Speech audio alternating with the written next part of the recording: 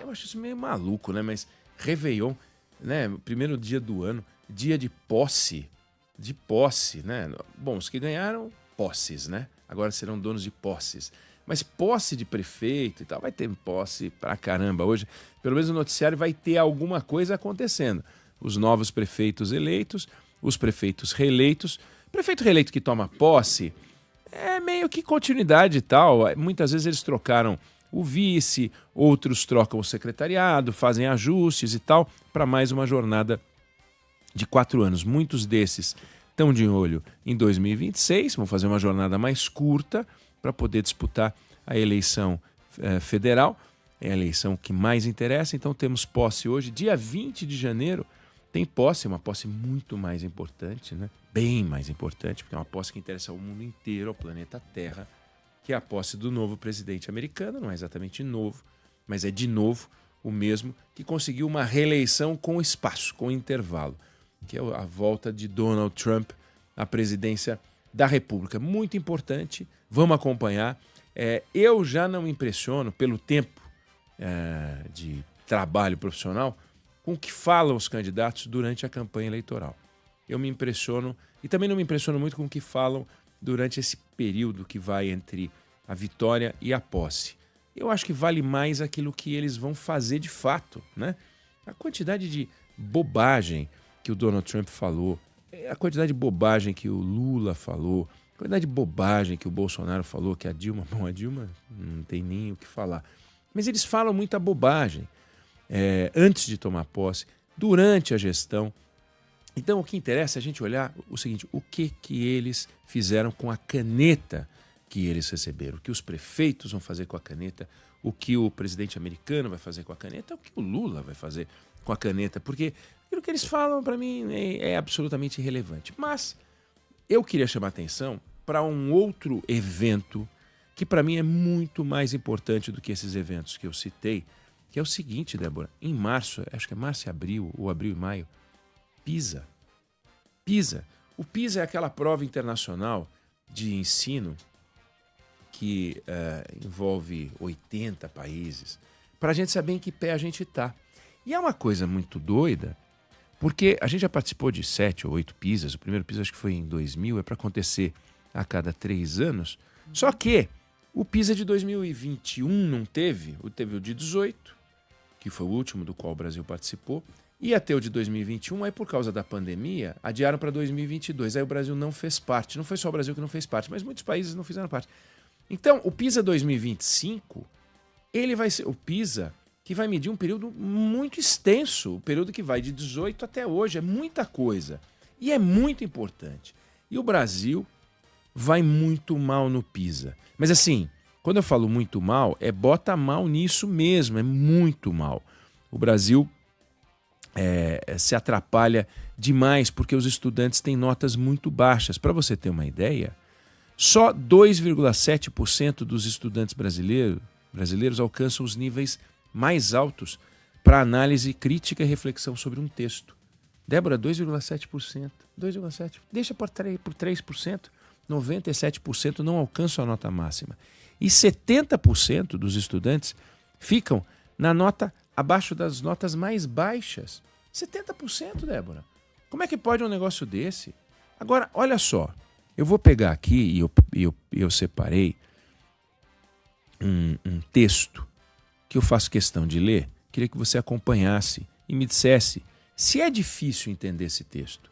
Se for difícil, escreve pra gente 11 999 592 100. Sim, é difícil entender o texto e dar a resposta correta. Ou não é difícil entender o texto e dar a resposta correta. Eu queria que você me dissesse. O texto é o seguinte: o acesso à informação tem mudado drasticamente com o aumento das novas tecnologias. Muitos acreditam que com o acesso à internet, todas as pessoas têm agora a capacidade de obter as informações de que precisam.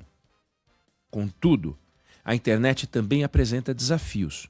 Muitos sites oferecem informações erradas e é necessário que os cidadãos desenvolvam a capacidade de analisar criticamente essas informações para tomar decisões informadas.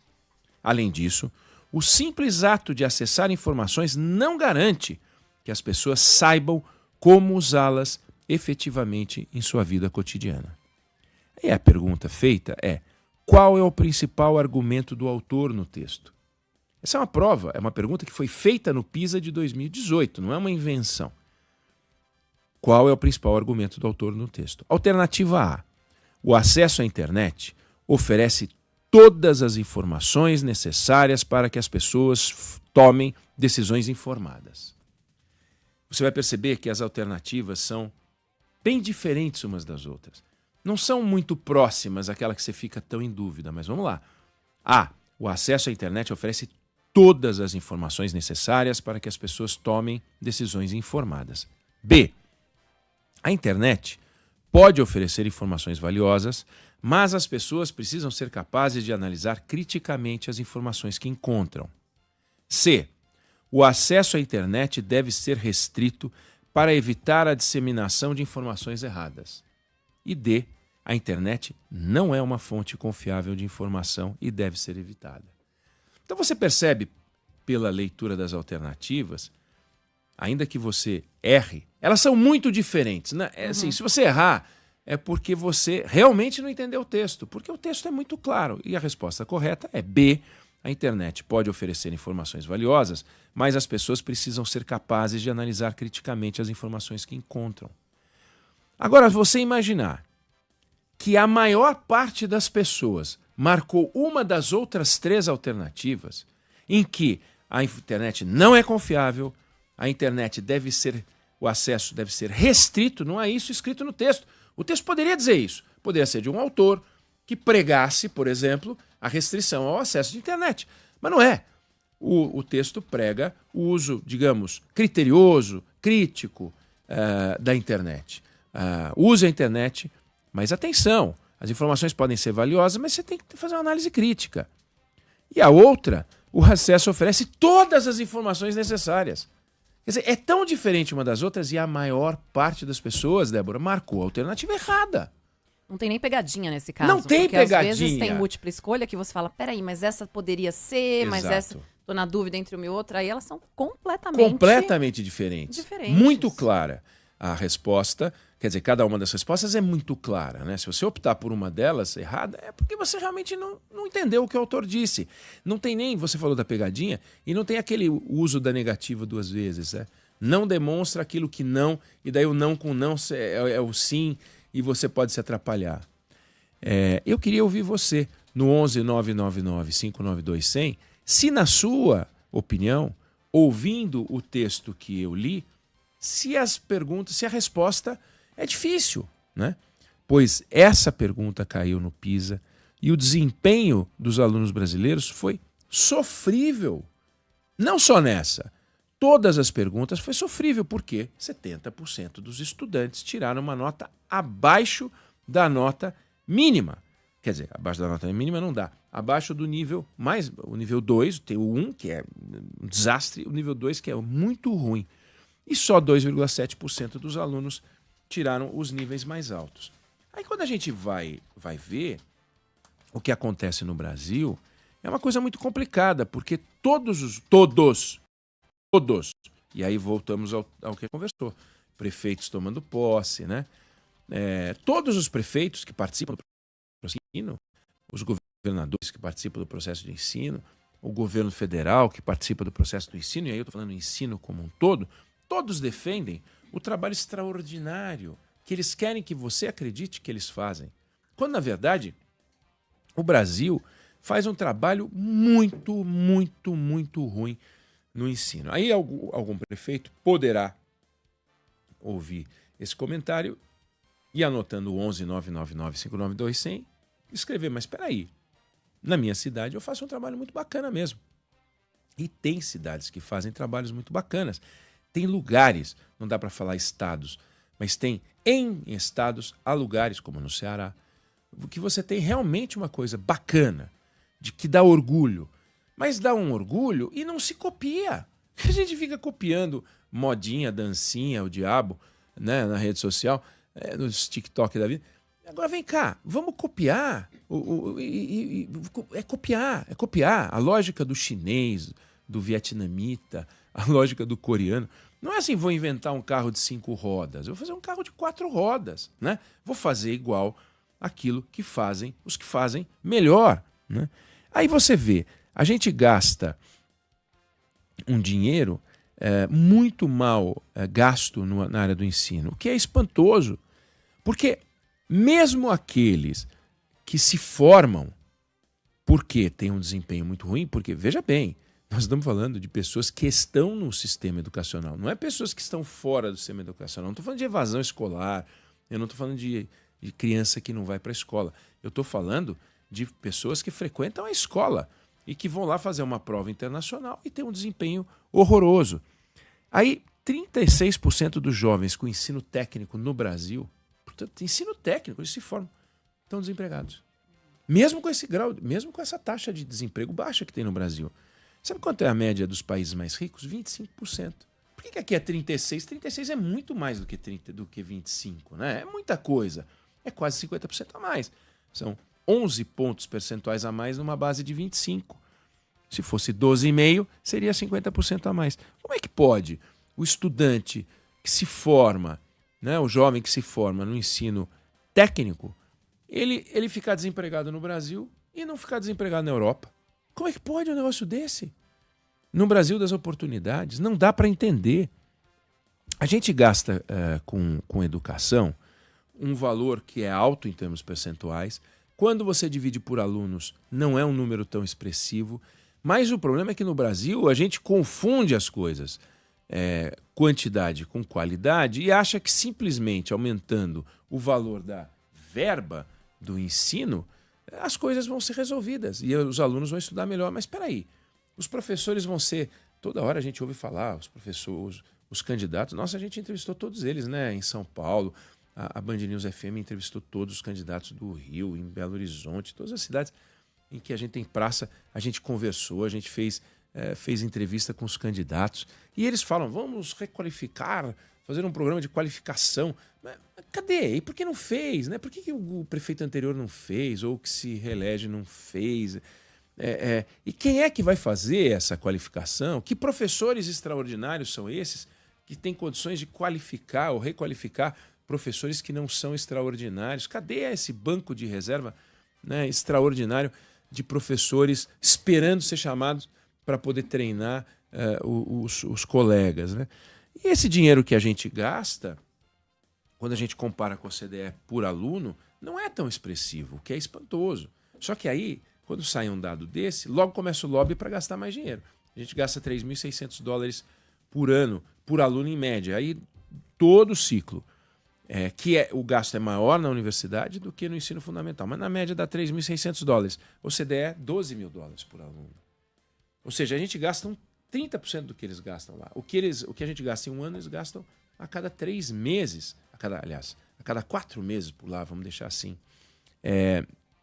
Faz sentido um negócio desse? Não adianta também aumentar de 3.600 para 12.000 e continuar fazendo as coisas do jeito que a gente faz, porque daí a gente vai fazer um sistema mais caro e não mais eficiente.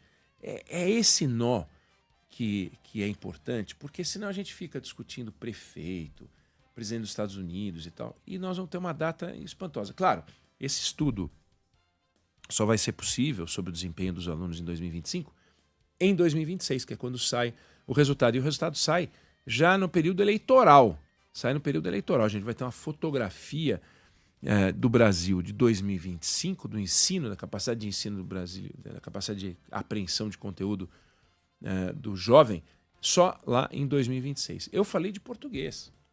Não vou falar de matemática para não me repetir, mas é a mesma coisa. Pior ainda, né? Pior ainda em matemática. E os exemplos de matemática são ainda mais simples, porque tem um dado que eu não estou levando em conta ao falar o que eu estou falando, que textos muito longos, e os jovens não estão acostumados a ler textos muito longos, basta ver a troca de mensagens como se dá.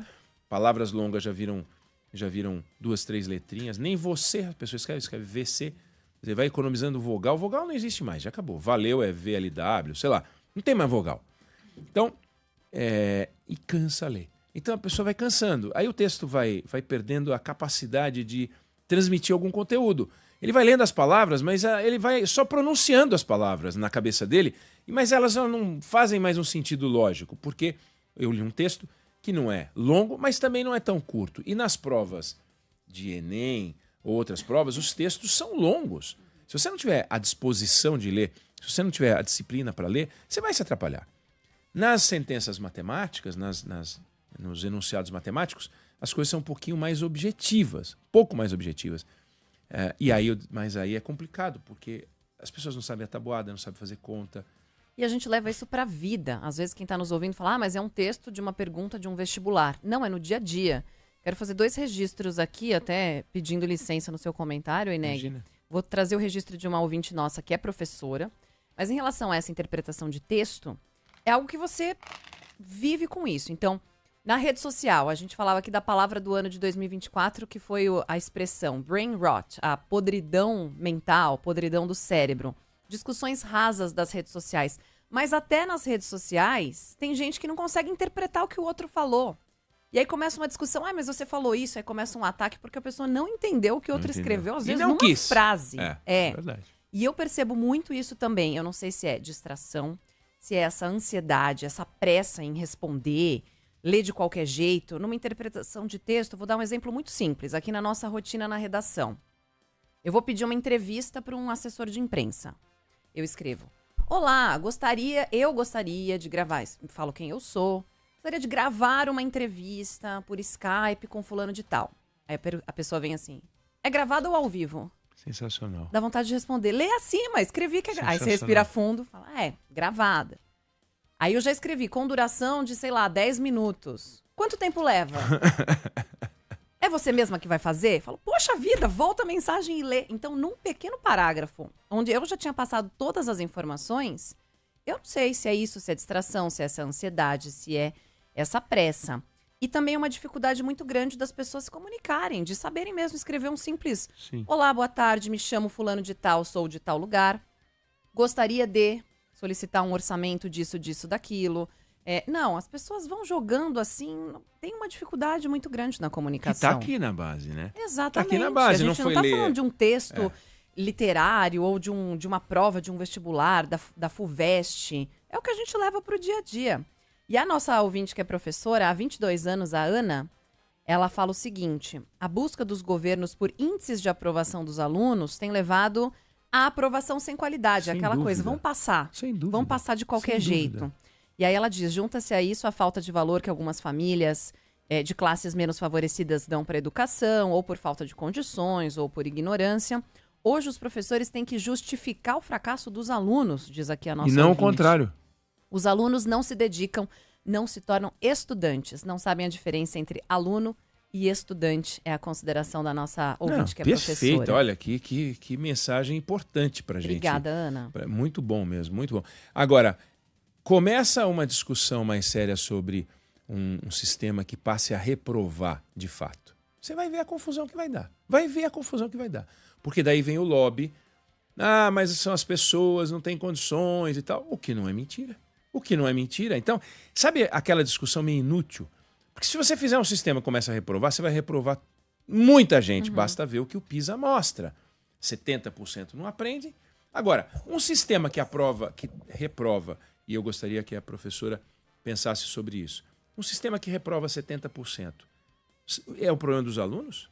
Ou é o problema do sistema? Porque é um sistema que não consegue fazer as crianças entenderem o que está acontecendo, o que está sendo transmitido. Nós vamos admitir que o brasileiro tem um problema genético? Ou nós vamos admitir que o sistema de ensino no Brasil tem um problema genético? E o sistema de ensino no Brasil tem um problema. Não consegue fazer com que os jovens aprendam. Os jovens brasileiros são iguais aos jovens de qualquer país. Os olhinhos brilham. E só para deixar claro que a gente não está culpando os professores. Claro que tem que muito não. professor que se esforça demais, que às vezes tira dinheiro do próprio bolso para trazer atividade, material. Quer fazer, mas muitas vezes não consegue. Tem jeito. É o baldinho com água tentando tirar a areia da praia. Não funciona. O chamado sistema é muito maior do que o conjunto dos professores. É tudo. Não é um governante, não é um secretário de educação, não é um professor. Agora, definitivamente não são os alunos. Eu estou dizendo, o olhinho dos jovens brasileiros brilha. Mostra uma coisa bacana para um menino, para uma menina, para ver se o olhinho deles não brilha. Eu me lembro, uma vez, eu estava com os meus filhos e a gente estava estudando, um deles estava estudando sobre as pirâmides do Egito e tal. E aí você pega o Google Maps ou Google Earth, não me lembro qual deles, qual dos aplicativos eu peguei, e aí eu fui para o Cairo, e do Cairo eu fui para as pirâmides. Mas assim, eu fui. Olha, a gente entra aqui, vira à esquerda e tal. Aí você sabe que as pirâmides não ficam no meio do nada. Porque a gente abre o livro de história, livro de geografia, sei lá eu, aí tem lá umas pirâmides em cima de umas areias, e essa aqui é a Kelps, essa aqui é a Miquelina, e fica dizendo, essa aqui é a maior, essa aqui é a menor, Kefren, não sei o quê, essa é a esfinge. Aí você não sabe a posição da esfinge, você não sabe, conforme a foto fica atrapalhada. Agora, se você vê de cima e você olha a disposição, depois você vai para o lado e vê, você não precisa, não que não seja melhor ir para o Egito, é evidente que é muito melhor, mas os alunos não podem ir para o Egito, não é assim, vamos para o Egito. Agora, a gente foi para o Egito, entendeu? A gente acabou indo para o Egito. Agora, os professores têm condições de pegar e abrir o celular deles e transmitir para uma tela e mostrar e fazer isso? Pode ter até a iniciativa de um ou outro já ter feito isso, mas é um ou outro já ter feito isso. O sistema está montado para que a gente tenha esse estímulo. Eu tenho certeza que os meus filhos sabem onde ficam as pirâmides e saberiam orientar o taxista no Cairo, dizendo, me leva, vira aqui, vira, você está seguindo o caminho errado. Porque eles viveram aquela experiência virtual. E tem um monte de coisa assim, como é que é o processo de fagocitose, até aquelas coisas meio esquisitas, né? Vento de monções, que eu nunca entendi muito bem o que era quando eu estava na escola. Dá para você entender e explicar. Então, é feito para não entender. Então, não dá para entender o texto, não dá para entender as sentenças matemáticas, e aí acontece o que a Débora falou, vai criando uma sociedade esquisita que não consegue se comunicar. E arrisco dizer, que quando você, Débora, escreve para um assessor desse, com clareza, ele está tão mal acostumado a receber textos que não tem clareza nenhuma, que ele já nem perde o tempo de ler. Uhum. Porque ele já sabe que os outros, já sabe não, ele intui, deduz, que no seu texto estarão os mesmos defeitos de outros que ele recebe, que não tem quem, quando, como, onde, por quê. Então ele já vê, ele deduz, jornalista quer entrevista. Não vou nem ler o resto, porque deve estar uma confusão. Agora o seu não está, mas os de outros estão, porque não é um problema de todos menos dos jornalistas. Nós, jornalistas, também nos comunicamos mal em muitos casos, né? Como os médicos, como os engenheiros, como os professores. E o que vai ser dos alunos, então, né? Os políticos. Uhum. Enfim, eu queria trazer esse tema porque eu acho esse tema a coisa mais importante que tem, porque é o futuro do país. A gente está falando de um ano vindouro, do ano que começa, do ano que virá, da década e tal. Agora, vem cá. Ano que se foi. O que é conceito de tempo perdido, se não isso, né? Você matar a curiosidade da juventude alimentando ela com água ruim, com água... Como é que chama aquela água? Salobra. E tá lá aquela plantinha verdinha, né? Toda animadinha, abrindo para a vida, e você joga água com sal. A criança apaga, a plantinha morre. E com isso, eles não aprendem, não evoluem, aí vão ficando, aí resultado, aumentam os programas sociais, os Bolsa Famílias têm que ser cada vez maiores, você acaba tendo o assistencialismo vai se reforçando, e eu não diria que é uma surpresa, porque eu acho que não é, para a alegria de muitos políticos, vira uma máquina de perpetuação no poder. Porque aí vai ficando um sistema que não evolui. Se não evolui, deixa que eu toco, porque aí todo mundo é pai dos pobres, todo mundo é pai dos desassistidos, porque a sociedade não avança. A sociedade, para avançar, para mudar de patamar, tem que resolver esse nó.